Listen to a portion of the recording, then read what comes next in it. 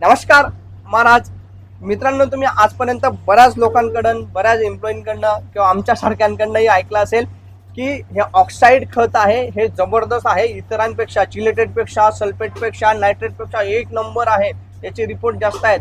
तर मित्रांनो, तुमच्यासमोर आज असं सत्य आणू इच्छितो की हे ऑक्साईड हा प्रकार रजिस्ट्रेशनलाच नाही आहे, झाड ऑक्साईडमध्ये घेतच नाही. मग तुम्ही म्हणाले ऑक्साईड काय आहे? मित्रांनो, चिलेटेड एक्झिस्ट करतं, सल्फेट एक्झिस्ट करतं. सल्फेट तुम्ही सल्फेट युक्त खतं पाहिले असतील, चिलेटेड युक्त खतं पाहिले असतील, नायट्रेट युक्त खतं पाहिले असतील, आणि हे ऑक्साईडचं तुम्हाला सांगितलं जातं हे ऑक्साईड आहे, भारी आहे. तर मित्रांनो, ही ऑक्साईड वेगळी जशी चिलेटेड आहे सल्फेट आहे तसं वेगळं आहे का? नाही मित्रांनो, हे फक्त नाव दिलं गेलं आहे. आपला फर्टिलायझर कंट्रोल ॲक्टनुसार 1985चा जो ॲक्ट होता त्याच्यामध्ये मित्रांनो हे रजिस्ट्रेशन प्रोसेस आहे फक्त. आता तुम्ही म्हणाल माझ्या डोक्यावरून गेलं, तर मित्रांनो तुम्हाला इथे सांगतो, इथे जवळ या. आता हे स्टॉपिट आहे यारा कंपनीचं, हे यारा कंपनीचं स्टॉपिट जे आहे याच्यामध्ये घटक तुम्ही इथे जर बघाल मित्रांनो, यांनी काय म्हटलंय, फक्त कॅल्शियम किती म्हटलंय, 11%. कॅल्शियम किती म्हटलंय, 11%. तर मित्रांनो, हे कॅल्शियम ऑक्साईड मध्ये बी रजिस्टर करू शकले असते. आपल्याला काय वाटतं हे कॅल्शियम आहे नुसतं, हे कॅल्शियम ऑक्साईड बी असू शकतं मित्रांनो.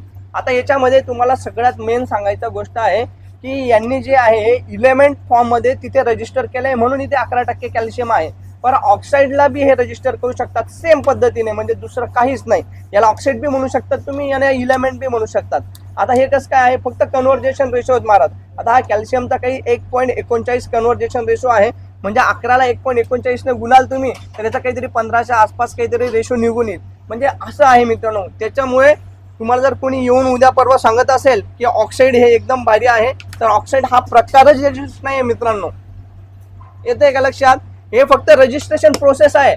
तुम्ही ऑक्साईड मध्येही करू शकता, तुम्ही इलेमेंट मध्येही करू शकतात. आता तुम्हाला अजून दुसरं सांगायचं म्हटलं तर थांबा.